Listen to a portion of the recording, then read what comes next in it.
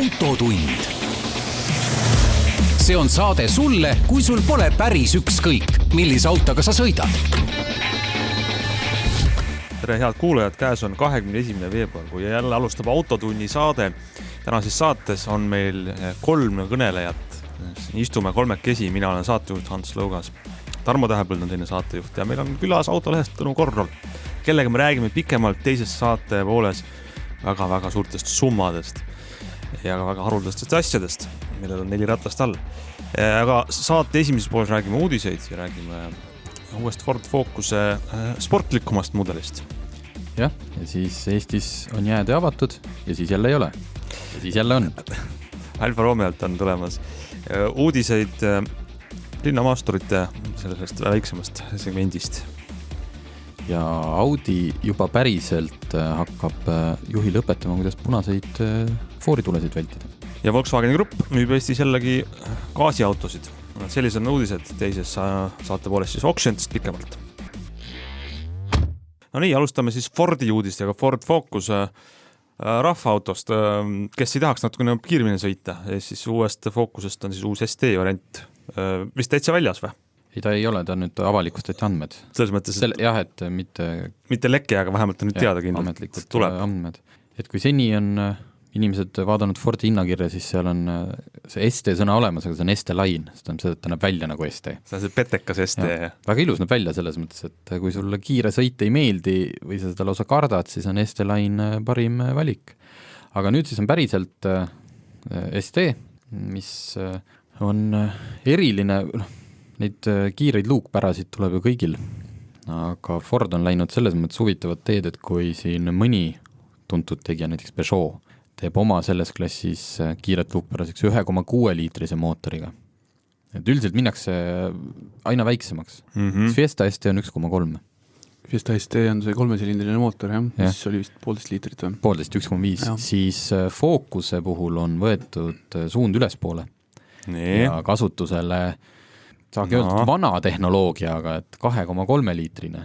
Aha. Ma ei tea, et Tõnu oskad öelda, kas võib selle kohta öelda vana tehnoloogia, kui ta on võetud eelmise põlvkonna RS-ilt või siis pigem hoopis Mustangist? No ta on jah, Mustangi mootor, siis ütleme 4-silindrilise Mustangi mootoril hästi lähedane, et 2,3 liitrine ja 280 hobujõudu. Et mis vana ses mõttes, et see on muidugi omapärane, et 2,3 liitrit tundub täna juba päris suur töömaht. No, aga see on üldse ju tore, ikkagi tahaks nagu Mustangit, aga ei taha nii suurt mürakat. Jah, et sa saad öelda, et mul on Mustangi mootoriga Focus. Kapotil on Mustang. Jah, nii me autolehes ka kirjutasime, peaaegu, et ongi, aga miks mitte, et ega see auto on, ma mõtlen siis Focus ST, et ega ta kiiruses ei tohiks Mustangile ka väga alla jääda, kui me räägime 4-silindrisest Mustangist, sest et üks asi sirgekiirus, teine asi kurvikiirus, et Focus on kindlasti kergem auto ja mida Ford ise selle UST puhul välja toob, on just see piiratud libisemisega diferentsiaal, mis aitab siis selle jõuga esirataste kaudu maha panna, see on esiveoline auto, mitte nelikveoline nagu vana Focus RS. Ja siis mitte tavaline diferentsiaal, vaid siis elektrooniliselt tüüritav diferentsiaal, mis peaks kiiremini reageerima muutuvatele oludele. Et saab näha, siuke päris kiire 6 sekundi auto peaks olema. Ja kui siin veel peenest tehnoloogiast, ma saan aru, turboga oli ka, et ta hoitakse mingi eriline lahendus, mida nad ise vähemalt välja tõid, võib-olla on see teistel juba ammu. Et kuidagi hoitakse see avatud sellel hetkel, kui sa käiku vahetad. Ja siis, kui sa uuesti gaasi vajutad, siis kus need gaasid sinna sisse lähevad, et seda läägi vähendada. No, aga ei ole lihtsalt võetud vana tehnoloogiat, on seda kõvasti arendatud. Eelmine ST, aga auto, millega ma, vähe saab öelda, aga auto, millega ma olen päris palju sõitnud, sest mul lähisugulasel oli eelmise põlvkonna Focus ST mõnda aega, mida ta lahkesti mulle laenas. Oli lõbus küll. Universaal, mis selle ST puhul on eriline, et seda tuleb ka universaalkerega versioon. Ja ka diiselmootoriga versioon. See on nagu see Volkswagen Golf GTD või et millegi pärast seda diislit armastavad ka osad teha. Kõige võimsam diisel, mis ei alles fookusesse pannud. See on muidugi väga veider. 190 hobujõudu. See on Lääne-Euroopa teema rohkem. Kogu selle diisli sellise elukaare mõttes, ikkagi räägitakse Lääne-Euroopas ka, et nagu, võtame vähem seda diislit, aga siis isegi näed, saad sportlikku diislit veel. Aga see hinda pole vist ka veel teada, jah? Hind oleks väga huvitav, sest et see uus tänane Focus avamootoritega ta kipub ikkagi kallimapoolne auto olema, et huvitav, mis selle sportversiooni hind siis teeb, et jääme huviga ootama. No võrdluseks siin on, et Golf GTI hakkab kuskil 31 000 juurest ja Civic Type R, mis on midagi tunduvalt võimsam auto, mis 50 hobujõudu võimsam on 36 000. No ma arvan, et Fordil see hind jääb kindlasti alla 30, et seal alla 30 on mõned sellised siis ta ei ole ju väga kallis, siis ta on ju Hyundai i30N. No ta peaks tulema sinna, et väga palju saab näha. Mis seal Seatilt on ju ka mingit üsna Seat Cupra 300 hobujõuline see universaal, see on 728-29 000. No näed, tuleb konkurentsi juurde sinna küll. Põikame korraks Eestisse uudistega, mis algusel nagu naljakad ja siis üllatavad ja siis võtab mõtlema, et mis toimumas on jääteedega, nimelt teatas Maanteeamet siis eelmisel nädalal, et avab jäätee, kõige sagedasem jäätee, mis Eestis avatakse, on ikka siis Haapsalust paned üle mere Noarootsi ja lühike suts 4 kilomeetrit. Aga juba eelmisel nädalal, kui see teade tuli, et avatakse, siis too päev oli eriti kõva vihm ja sula. Just et mõtlesime, et kas panna see uudis üles, et kas tõesti Lääne-Eestis on ilm täiesti teistsugune või? Tänapäeva ajastul äkki liba uudis, ei tea ka, et fake news või mitte, aga oli jääde avatud ja teatati kiiresti ka muidugi, et pannakse kinni. Mingi 3 tundi vist oli avatud ja siis öeldi, et ikkagi suletakse. Natuke see nagu muiata ja tore, et vähemalt ilmselt oli see, et eeltöö oli tehtud, sest eelmine aasta, kui see jääde avati, siis ma kohe noore värske reporterina tahtsin olla esimene, kes sinna peale sõidab ja sõitsin ka. Jube kihvt oli, siis oli näha, et külma on ja külma jätkub. Hea, et me see aasta sama katset ei teinud. Aga ilmselt, ühesõnaga, siis mulle räägiti, et selle ettevalmistamine on päris suur töö. Ja kui sa ettevalmistad juba teinud, just, siis mitu nädalat oled mõõtnud ja maha märkinud ja teinud ja tundub, et võiks avada, miks siis seda tööd luhta lasta. Aga naljakas on see, et see nädal esmaspäev avati jälle siis Noarootsi jäätee. Kuigi ei ole ju vahepeal läinud tohutult külmaks. Ei ole. Et kogu aeg on ju usaldus selle jää vastu, mis merd kaanetab, nagu ei ole kasvanud vahepeal. Kalland on vihma nüüd juurde, aga näete, esmaspäeval oli avatud siis ligi 7 tundi. Ja siis kas... Ja vist oli vahepealsete päevadel ka või? Sest et igatahes nüüd teatati eile, et pandakse kinni.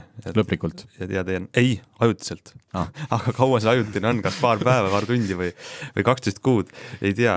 Igatahes kinni lahtide käib, nii et Noarootsi... lõbusõiduks ei soovita seda see aasta planeerida, et lasta jääb ainult nendele, sest seal on esimene kord, kui suleti, oli minu arust üks põhjus see, et tohutu koormus tuli kohe peale, sest et kõik need minusugused turistid läksid sinna sõitma, et jätame seekord jäätee siis kohalikele inimestele, kellel see konkreetne lõik pidi säästma umbes 35 kilomeetrit ühe otsa pealt. Jaa, tahad Noorotsi Haapsalu tulla, seda tiiru sealt ümberringi ja kui sa näed oma sihtkohta üle mere siin samas on ju, et on tore asi ainult, et jah, kliima meil kahjuks ei toeta seda, et pikemalt seal sõita.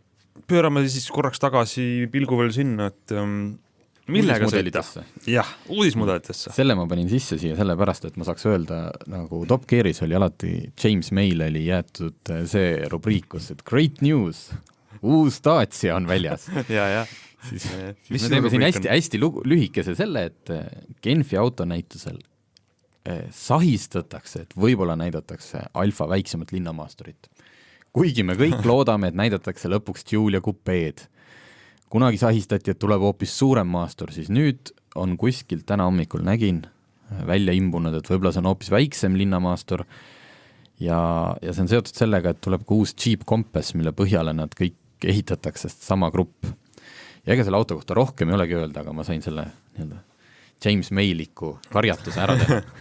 Et on vähemalt... Või sa oled midagi muutunu kuulnud, ei tea? Ei, ma elan su entusiasmile kaasa. Aga me siiski loodame, et selle varjus tõmmatakse kattega võib-olla mõnelt vähe sportlikumalt uuelt Alfalt. No kaua me loodata on sinna? Märts alguses, 7, ei, 4. 2 nädalat. 7 on vist publiku lavat. Jah, enne seda, uudiseid selles mõttes, et kui palju neid Genfis on uudiseid, mis päriselt niimoodi, et lähedki kohale katte all midagi on ja siis ka ajakirjanikud ahetavad, seda on ikka harva. Nüüd kipub vähe olema jah, et noh, nüüd 2 nädalat on umbes jäänud, et kardetavasti selle ajaga pasundatakse kõik oma uudised ette ära, mis seal vähegi tulevad ja siis kohale minnes on kõik juba teada nii-öelda. Kui palju üldse automaailmas on, oskad öelda sellist üllatust, et noh, et see ei ole lekkinud, keegi ei tea ja oska oodata ja siis ühel autonäitusel näete, et meil on selline mudel valmis, noh. Minu arust paar korda iga kord ikka, noh, keegi, kas siis mingi väga kas ta päris uut mudelit välja toob, noh niimoodi, et ma ei tea, Alfa tooks nüüd praegult välja täiesti uue, ma ei tea, selle 4C järglase või midagi sellist. Võib-olla tuuakse supermudel sellest, mis on tehase tuunijatel antud nagu vabad käed ja ma ei tea, sõnum pikemalt turul olnud, et skeenel. Jah, ei, eks ta ongi nii, et ega mingisugused sahinad on ikkagi reeglina ette teada ja isegi kui ei ole täpselt teada, et mis mudel see siis tuleb, et siis midagi ikka aimatakse, et tuleb mingi väiksem Jeep, et on ta siis, ma ei tea. Natuke on see ka, et kui auto just ise autofirma teada ei anna, siis see lõputu mobiilikaamerate maailm, sul ei ole võimalik liigutada oma autot ühest kohast teise või testirajale. Täna ma just lugesin, et näiteks Nürburgring uuendas veel rohkem oma neid veebikaamerate valikuid. Ma ei saanud küll aru, et ta ei ole nagu päris live cam, et sa saad seal refreshida, aga ühesõnaga, et noh, ühel autofirmal on isegi Nürburgringil raske käia, kui nad just ei saa tellida nende kaamerate ajutist väljalülitamist. Aga raja kõrval tüübid ikka passivad seal kaameratega. Eks see üldine trend on, et tänapäeva maailmas on ju saladusi raske hoida üha enam, aga teeme väikse pausi ja räägime siis uudiseid edasi. Autotund. Räägime uudiseid edasi Audilt. Audi insenerid on välja töötanud midagi, mis on järjekordne juhi abi, eks, kui ma nüüd õigesti aru saan. Abi, mis aitab sul linnas siis mitte tallata liiga palju gaasi ja sõita niimoodi, et see punase taha ei jääks. Ja, aga see ei ole mingi selline supersõna AI või isejuhtiv või aastal 2022, et see on teenus, mida Audi pakub, hakkab USA-s nüüd pakkuma. See käib kaasas Audi sellise teenuspaketiga, mis oli seal vist $500 18 kuud, mis annab sulle hästi palju liiklusinfot. Kas see on nagu siis tasupõhine pakett, et ma saan tellida, et ma ei jää punase taha? Ei no, sa ikka lõpuks jääd.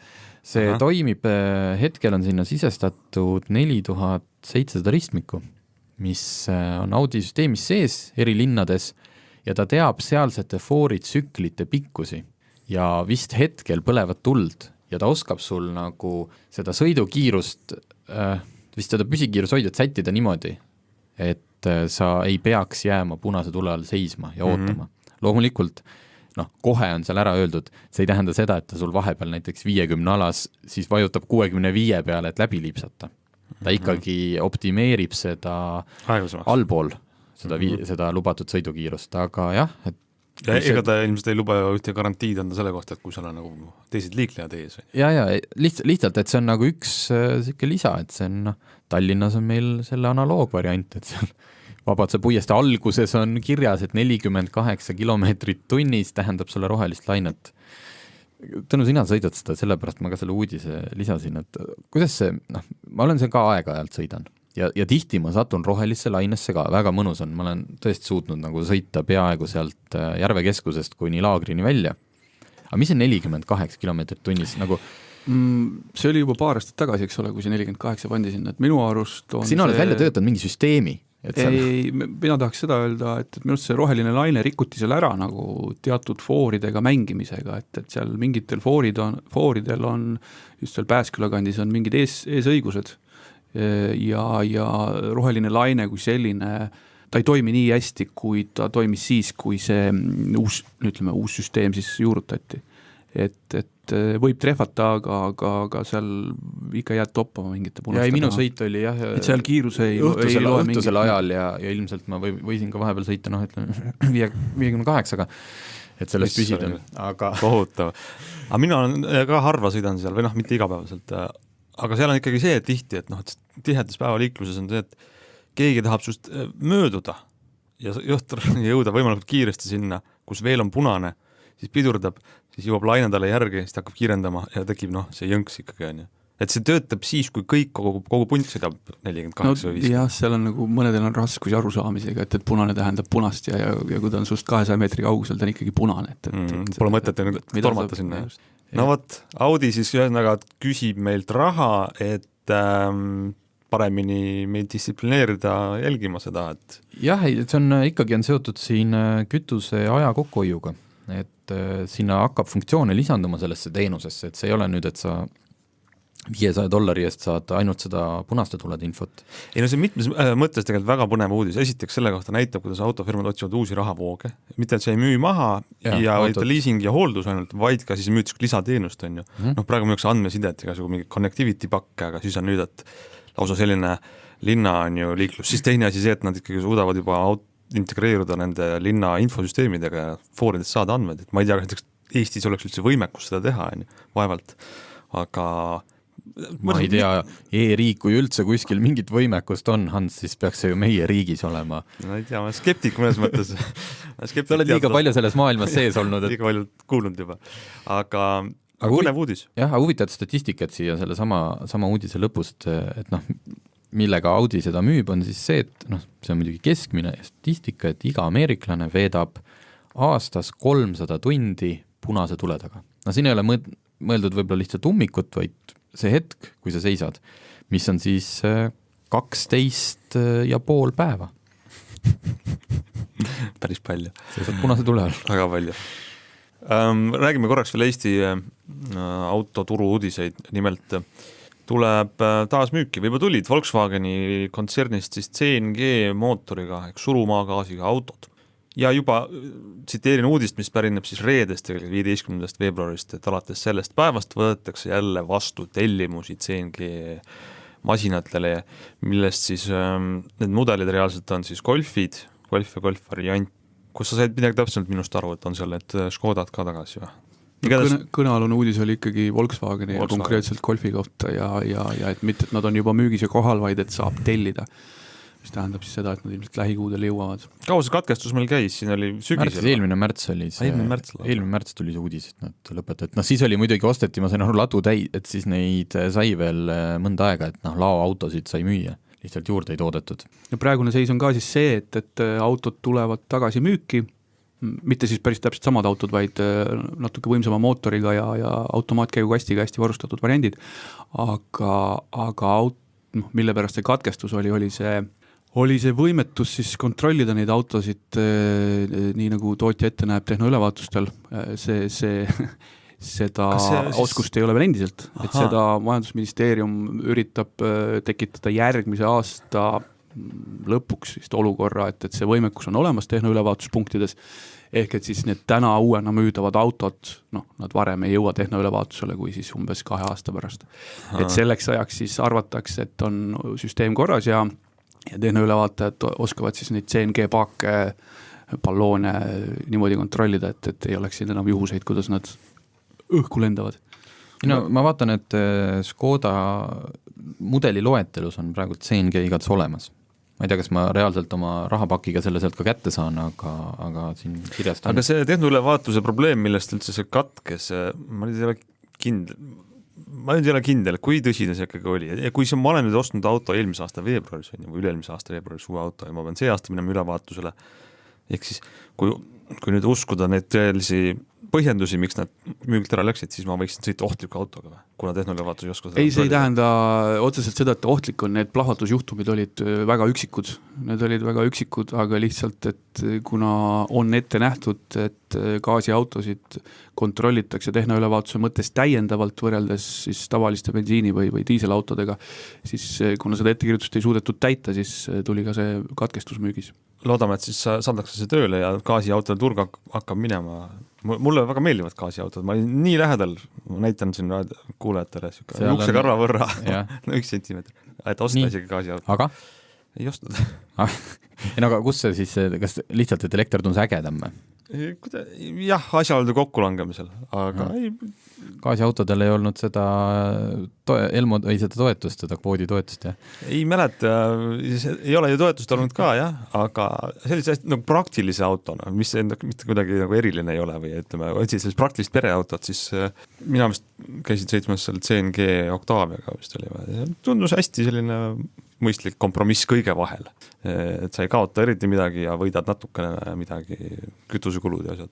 Nii et eks siis näeme, kuidas gaasiautode turg Eestis hakkab jälle liikuma, aga meie läheme siit lühikesele pausile. Autotund. No nii, lähme autotunniga edasi ja räägime pikemalt väga kallistest autodest, mida ostavad väga rikkad inimesed ja tänu korral käis seda vaatamas Pariisis. Jah, rõhutame, et ma käisin vaatamas, ma ei käinud ostmas. No selleni me veel jõuame, et mul ei ostmisest jäi umbes 16,7 miljonit eurot puudu. See oli siis suurim summa, mis ühel oksjonil maksti Alfa Romeo eest, mis oli haruldane ja 80 aastat vana. Ilus auto tegelikult, aga kui nüüd mõtlema hakata sellele numbrile 16,7 miljonit, siis see on, eks ole, 8-kohaline number või? et ikkagi pöörane ja maailma üks kallimaid autosid kalliduselt siis 14, kui võtta nagu kõik avalikult oksjonitel müüdud autod. Mis aasta Alfa Romeo on nii kallis? 39 aasta. Et sääraseid autosid on 5 tükki maailmas ja ega see üllatus ei olnud, et ega oksjonipidajad sinna seda lõpphinda prognoosisidki. Auto oli siiamaani Hollandis, huvitav lugu oli see, et hollandlane, kes selle auto ostis 40 aastat tagasi, maksis selle auto eest toona mõni tuhat naela ja nüüd siis müüs 16 miljoniga, aga auto läks ära Ameerikasse, Euroopast. Aga kas ta pidi mis seisukorrast ostis, et selles mõttes, kas seal 4000 naelal ikka lisandus vahepeal ka mingit tohutu restaureerimine? Vot just nimelt tohutut restaureerimist ei lisandunud, et selle auto üheks plussiks loeti tema originaalsust. Et teda on küll millalgi üle värvitud ja tal on mootorit remonditud, aga seda autot ei ole kunagi lahti võetud. Selles mõttes lahti, et keret raami pealt maha, eks ole. Et seda originaalsust täna hinnatakse väga kõrgelt, et sa jõud oma uhket autot, sa jõud seda igal ajal restaureerida, kui sul peaks siuke mõte lõpuks tekkima. Aga kui auto on juba restaureeritud, siis sa ei saa kuidagi seda originaalsust tagasi keerata. Et seda sa ei saa tekitada, et see on ainult siis, kui sul ongi auto 80 aastat vana või 100 aastat vana või 50 aastat vana. Kas sa tead, kui palju selline 39. aasta Alfa Romeo sõitnud on? See viimane omanik 40 aastaga sõitis kuskil 15 000 kilomeetrit ja kogu läbisõit oli ikkagi seal vist kas 60 000 kandis. Et 80, praegune omanik või tähendab siis tänaseks endine omanik 80-ndatel käis sellega igapäevaselt tööle Hollandis seal, kus ta seal elas, Amsterdamis vist. Et see võis olla päris kihvt vaatepilt 80-ndatel, kui kõvemad mehed panid serradega, eks ole, ja siis sinna kõrvale tuli 39. aasta Alfa Romeo. Mingi vanaekse autoga, nagu mina ütlen, eks ju? No ikka vana. Ei, no selles mõttes tavainimene, kui ta tänaval vaatab, et keegi sõidab oma vanaisalt saadud sellise aga isegi tänases mõttes mitte aeglase autoga, et enne sõda oli tegu sisuliselt kõige kiirema tänava autoga, et see ei jää täna ka väga hätta, kui sa julged minna nii kalli autoga liiklusesse. Ma ei tea, nii et siis praegust tänapäevaste kõige kiiremad tänava autod omanikud vaadake oma autot, et äkki panete kuskile garaaži seisma. Seda autot, millest me räägime, saab autolehest näha ka või? Seda autot saab autolehest näha siin nende nädalate numbrites, et tegime tast seal väikse tutvustuse. Aga mis Pariisis toimus, see oli siis oksjonil see auto ja oksjonitel müüdi seal veel autosid niimoodi, et 3 päevaga vahetas omaniku 100 miljoni eest vanu autosid ja kõik nendest autodest ei olnudki väga vanad, et täna on automaailmas tõusev trend siis siuksed moodsapoolsed superautod, mis on väga hinda läinud.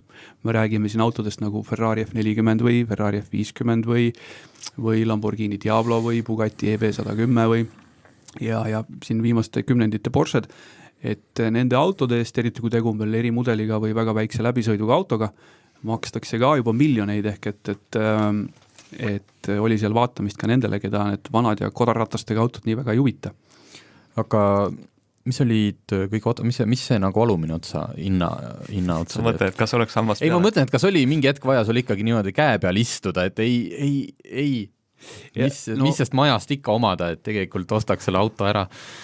Oksjonite valikud on väga valik siis selles mõttes, et mida ühel oksjonil pakutakse, on väga täpselt välja timmitud, et seal oleks, ma ei saa öelda, et igale rahakotile, aga igale, ütleme, maitsele, et seal oli ka Citroene, mis maksid 15 000 euro kandis ja nendel olid ka ostjad olemas, aga samas kõrval üks hetk müüakse sul 15 000 eurost autot, järgmiseks tuleb plaksti 300 000 Bugatti, eks ole, ja niimoodi seda oksjoni tempot kuidagi hoitakse, et seal oleks nagu erinevatele inimestele, kõik saaks midagi. Aga mis see asi on 15 000 eurot Citroen, mida seal oli Citroen, ütleme Citroen, me räägime Pariisis toimunud oksjonist, eks ole, Citroen 2CV klassika, eks ole, et seda oli seal igas variandis, restaureerituna, väga vana versioonina, ole lahke ja osta. Kas see oksjon on mingi asi, mis toimub sul iga aasta või on see? Jaa, see oksjonid toimusid siis Pariisis Retromobiile 2019 näituse raames, mida peetakse maailma parimaks autonäituseks, kui jutuks on vanad autod. Ja sellisena seal näitusel räägime siis oli ligemale 1000 autot. Mõned olid 19. sajandist ja viimased siin 20. sajandi lõpust. Väljas olid nii autotootjad kui ka automüüjad kui ka autoklubid ja ütleme väga pilku avardav näitus selles mõttes, et minugi jaoks oli seal marke, mida ma varem ilmselt ei olnud näinud. Ja kindlasti autosid ja mudeleid, mida ma varem ei olnud näinud ja siis sai neid seal imetleda 2 päeva. Et soovitan kindlasti minna, järgmine kord toimub siis 2020 veebruaris Pariisis. Kui palju oli selliseid autosid, mis sinu jaoks olid nagu üllatused või tõelised haruldused või mida sa oled ise tahtnud näha ja nüüd näeks? Mis su bucket listi praegult siis? Seal oligi niimoodi, et kui sul on peaaegu iga stendi peal on Porsche 911 ja Mercedes Kajakadiib ja siis peaaegu iga teise stendi peal on Ferrari Daytona või Lamborghini Miura, siis mingi hetk tekib see, et mis Miura, et see on ju, ma juba nägin, eks ole. Ja siis jõuad stendideni, kus ühe stendi peal on 7 Miurat, erinevat värvi, erinevad mudelid on ritta pandud niimoodi. See tähendab siis Miura puhul nagu 1% kogu toodangust, mis üldse neid autosid tehtud on ühe stendi peal. Ma ei räägi ühest näitusest. Et siis mingi hetk hakkab see nagu pilt hakkab devalveeruma ja siis sa saad aru, et peaks nagu vahepeal maha rahunema. Siis seal oli selline maha rahunemise nurgakene oli ka. oli eraldi, kuhu igaüks sai oma auto müüki tuua teises hallis, aga kõik need autod siis pidid olema kuni 25 000 eurosed. Et seal siis rahunesid veits selliste Hainina BMW-de ja Fiat 500 ja minide vahel rahunesid maha, siis läksid uuesti põhihalli vaatama Bugattisid, Maseratisid, Lamborghinisid, Hispano suisasid ja nii edasi. Aga kes neid, sa ütlesid, näiteks 7 Miurat stendil, et kas seal on siis Lamborghini ise välja toonud, mingid kollektsioonid, muuseumid? Lamborghini enda stendis oli ka Miura, mis oli, Lamborghini lisaks autode tootmisele ka restaureerib oma vanu mudeleid ja nad olid just Jean Dotti jaoks restaureerinud ühe ilusa Miura. 7 Miura stend oli üks siis, ütleme, automüüja, vanade autodega äritsev firma. Ja seal stendis oli siis maailma ainukene lahtine Miura ja siis üks hästi haruldane Miura eriversioon SVJ, mis hiljuti kuulus Nicolas Cage'ile ja uuena Iraani šahhile ja selle auto tänane omanik arvab, et see on planeedi kõige kallim Miura. Aga sa võisid sealt, kui sul on raha, et ei taha oksjonil osaleda, kohe minna 1/7 ja minema sõita? Kui me... ma ei küsinud, võib-olla näituse ajal mitte, aga teoreetiliselt on nad kõik ikkagi müügis. No need stendid, mis olid automüüjate endi omad, siis nendel stendidel olidki peaaegu kõik autod müüa ja me ei räägi seal ainult autodest, mis maksid 1 miljon või 2, vaid et nendel stendidel oli reaalselt autosid, mis maksid 3 miljonit, 5 miljonit, mõne puhul, nii kallite autode puhul ei ole enam hindu väljas, aga mõne puhul ma hindasin, et oli hind ka 10 miljonit ja rohkem. Väga haruldased autod. Hästi paljud nendest kallimotsa autodest on siis võidusõiduautod või võidusõidu taustaga mudelid, mis on võistelnud mõnel kuulsal võistlusel ja mida kollektsionäärid väga ihaldavad, et võimas. Teeme siia lühikese pausi, siis räägime edasi. Autotund. No räägime edasi juttu auto-oksjonist, mis toimus Pariisis Retromobiile. Kui palju sa oskad öelda seda, et kuidas see turg käib ja kes seal ostab ja kes müüb? Ma kujutan ette, et maailmas raha on palju, haruldased autod, huvilisi on, aga kas sa tead, et kui palju neid müüki tuleb või palju see nii-öelda siis iga-aastane läbikäive sealt on, palju müüakse autosid, sest et ma saan aru, kui sul on üks väga haruldane auto, siis targem on seda hoida ja oodata, et selle hind kasvab. Nüüd sa siin annad mulle teoreetiliselt võimaluse rääkida teemal, millest ma võin rääkida tunde, aga väga hea, Hans, me ikkagi saame minna tööle ja jätame Tõnu rääkima. Lühidalt, kui me räägime nendest tippfirmade oksjonitest, mida peetakse Euroopas, Ameerikas põhiliselt, mujal maailmas ka muidugi, siis me räägime sellisest majandusharust, kus aastas müüakse suurusjärgus 5000 autot. Nende autode keskmine, aritmeetiline keskmine hind jääb sinna kuskile 200 000 kanti ja 200 000 euro kanti ja umbkaudu see tähendab siis miljardit eurot või dollarit aastas, eks ole. Et see on see tase, kus täna toimetatakse, et nende kollektsionääri autode ja oksjoni tulemuste kasv on olnud võimas just viimasel kümnendil, sel kümnendil, ja sel kümnendil on murtud ka kõik rekordid, eks ole, kuni 40 miljoniliste Ferrarideni välja ja siis see on siis see maastik, kus toimetavad need ostjad ja müüjad. Aga need ostjad on ju sellised autokollektsionäärid ilmselt? Autokollektsionäärid või siis diilerid, kes on ka oksjonitel ja üritavad sealt saada neid soodsaid diile, millele parasjagu äkki ei tule seda kõrget pakkumist. Et jah, suur osa on kollektsionäärid, kõige rahakamad kollektsionäärid on loomulikult USA-s, 2/3 sellise kvaliteedi autodest läheb USA-sse. Aga minagi vaatasin seal kohati selle pilguga, et kas oli ka mõnda nii-öelda soodsat ostu, selles mõttes, et autod, mis iga auto kohta antakse oksjoni eel prognooshind, mingi vahemik, eks ole, et seal ütleme 75 kuni 125 000 eurot näiteks. Ja siis, et kas on autosid, mis jooksevad nagu altpoolt läbi, et ei saavuta oma prognooshinda.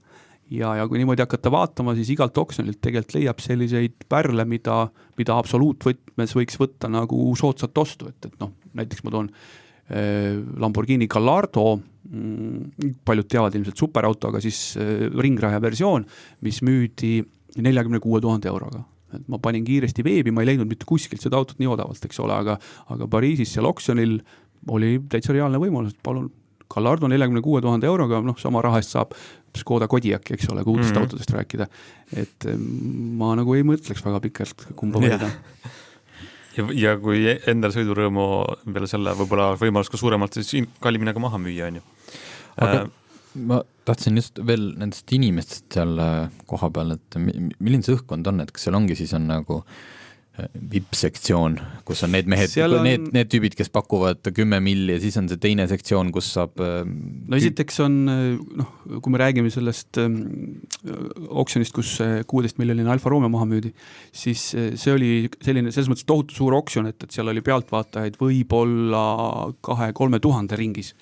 Aga ainult nendest murdosa on siis registreeritud pakkujad. Niisama vehkima sinna ei ole mõtet minna ja pakkujaks registreerimine ei ole niisama, et annad kuskile mingisuguse taotluse sisse, et sa ikkagi pead natuke tõestama, et sul on nagu kontol natukene. Aga kas pakkumised käivad kuidagi avalikult, et nagu mõnes kunstioksjonil? Ja tõstetakse lapakat või siis kas keegi pakub telefoni teel või interneti teel. Mis see lapaks tähendab? Kas tähendab konkreetset sammu? Ei number, jah. Ei number, aga see tähendab siis sammu. Et sammu määrab siis oksjoni pidaja, et selle Alfa pakkumine hakkas väga stiilselt 10 miljonist eurost ja läks sealt üles Robinal 500 000 kaupa, et seal ei olnud mingit jokutamist. Et seal läks Robinal 500 000 kaupa üles, kuni saavutati see tipp ja 8 minutit ja oli tehing tehtud. Et seal iga auto puhul alustatakse erinevalt tasemelt, et sul ei ole mõtet ju nii kallist autot alustada sealt 10 000 eurost, et see on naeruväär. Meie sugust ka saaks natuke lõbutseda. Lõbutseda saab teise autode puhul. Pakkusin seal Alfale 50 000 napilt läks käest ära. Napilt läks, 500 000 on samm. Aga need, kes seal koha peal pakuvad? Aga just, et kui sa küsid nagu ostjate kohta, siis esiteks see oli nii suur oksjon, et seal oli raske märgata, kelle käsi oli püsti ja ma arvan, et nii kallite autode ostul see ostja on huvitatud ka ta ei taha endale tähelepanu, aga antud juhul tundub, et see ostja oli saalis, et see ei olnud telefonipakku, et ostja oli saalis, aga mina ei näinud, kes see oli ja pilti seal, niisugune reegel on, et nägudest pilti ei tehta, et sellepärast ongi enamik oksjoni fotosid on tagant kukaldest, eks ole, et auto on lava peal. Ühesõnaga pärast ei mind, et ta läheb lavale ja surub kätt ja sõidab minema. Ei sõida minema, ta sai oma auto alles esmaspäeval kätt, et ta pidi ootama veel 2 päeva seal kuni kõik protseduurid korda saavad. Ei olnud võtmed kätte hind. Ei olnud. Aga see, et telefonipakkujad, et kes soovivad pigem jääda anonüümseks, aga ma ei tea, see rahvas seal saalis, et kas siis on ka, kas tundus, et on pigem nagu sellised esindajad, et sul on nagu need, sinu maakler läheb ja ostab sulle auto, peab sinuga küllap ühendust? on kõik, aga ütleme, seda saab küll öelda, et tegemist on niisuguste hallipäiste vanahärrade teemaga, et seal selliseid ütleme, 40-aastased inimesed olid seal ikka selgelt nagu noored. IT-miljonäre, startup-miljonäre ei tundunud olevat. No niimoodi massiliselt küll mitte, et ikka puhtalt siuksed hallipäised vanamehed väga viisakalt riides, keda ei peaks nagu mingisuguseks esindajaks või autojuhiks, et tundub, et need ostjad käivad paljuski käivad ise kohal ja ega see auto ostmine on ju ikkagi, sa tahad ju ikka ise näha, et telefoni teel ei kirjelda sulle seda asja keegi nii täpselt ära, et oma silm on kuningas, nagu öeldakse. Ütle mulle, mis teeb ühe auto hinna? Peale selle, et kes on ta tootnud, kui haruldane see mudel on auto seisukord või? Kas läbisõit loeb? Loevad kõik need asjad erinevate mudelite puhul muidugi erinevalt, et seal on jah, et kuulus nimi, kuulus mudel, erimudel, väike läbisõit, haruldane.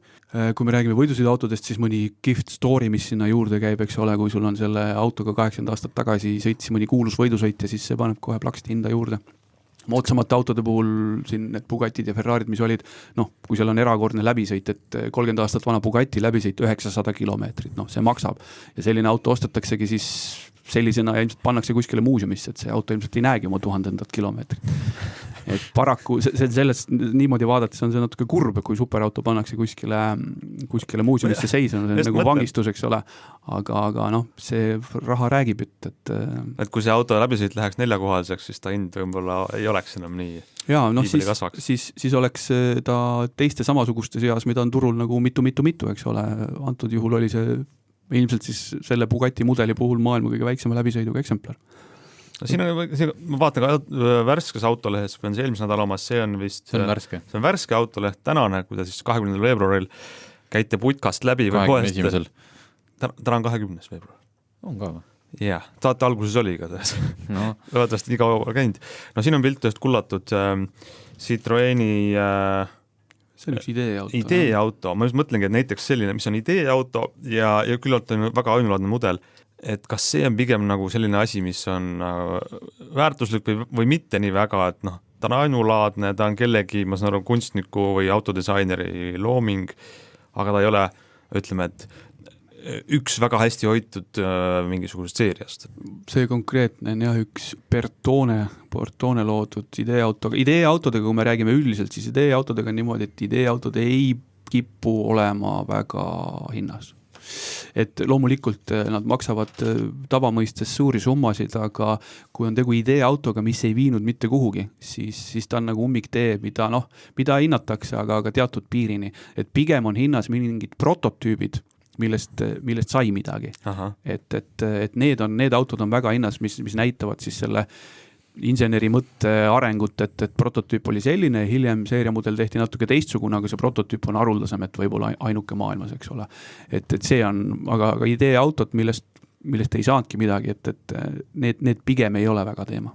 Ja kui nüüd rääkida unistust, mida mina teeks, siis mina vist tahaks kollektsioneerida just neid samu ideeautosid. Selle jälle, andke mulle andeks, aga Alfa Romeo muuseumis mulle kõige rohkem sümpatiseeris see korrus, sa oled Tõnu ka seal käinud, kus on need Alfa ideeautod, see roheline Scarabo ja kui me ideeauto, et loomulikult on ka ideeautode maailmas siukseid pärle. Üldiselt ma mõtlengi, et kõik sellised nagu, jumala, kas või see sama Renault, mis siin pildi peal on, et ta on nagu ta on selles mõttes, kas mul on ainu eksemplar Bugatist, mis on sõitnud 900 kilomeetrit, mul on ainu eksemplar ühest autost üldse, mis on eriti, need ideeautod on jägedad alati. Kas sellised ideeautod on nagu vähemalt teoorias ikkagi sõitvad, mootoriga autod? Või on erinevad, pigem ikka vist. Kõikidel puhkudel see võib jah erinev olla, et mõni on lihtsalt makett.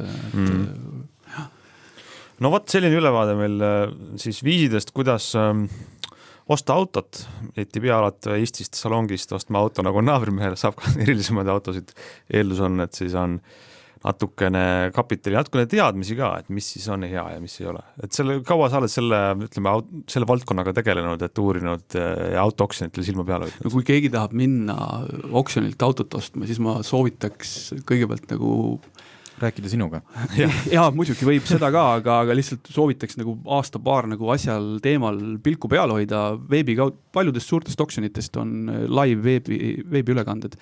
Ja teine asi ikkagi käia nagu paaril oksjonil enne ära niimoodi, et siduda käed endal selja taha, sest et seal panna kontole limiidid peale, et ei saaks küll. Just, et seal on emotsioonid võivad lüüa üle pea ja paljud asjad, mis võib-olla tunduvad soodsad, tegelikult tagantjärele ei osutu soodsaks, et nagu paljude asjadega, kus raha on mängus, et tuleb ikka väga kainelt võtta seda asja. Aga ma saan aru, et ega sa ei oleks saanud ikkagi seal lolliks minna, sest sa ei olnud registreeritud. Mina olin seal ajakirjanikuna, autole ajakirjanikuna, vaatlejana kajastasin neid teemasid, et ma ei olnud registreeritud pakkuja. No selge, aga aitäh kuulamast kõigile, tänane saade on sellega läbi ja oleme tagasi järgmisel nädalal.